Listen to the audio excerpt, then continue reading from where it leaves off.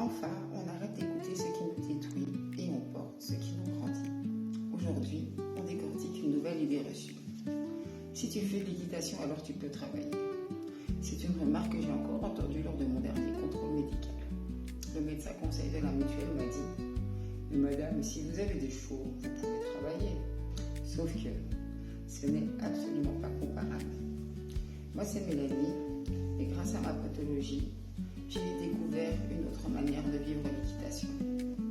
En découvrant l'équitation éthologique, le travail à pied et surtout les bienfaits de la zoothérapie et de l'hypothérapie. Avec un cheval, il y a énormément de choses à faire tout en respectant son corps.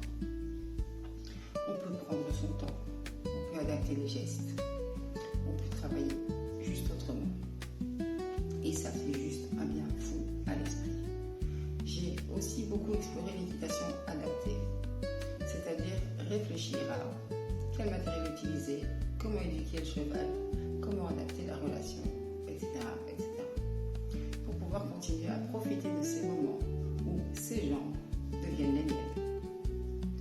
Avec Déborah et Equisapiens, les chevaux avec qui nous travaillons ont été éduqués ou rééduqués, entre autres pour ça.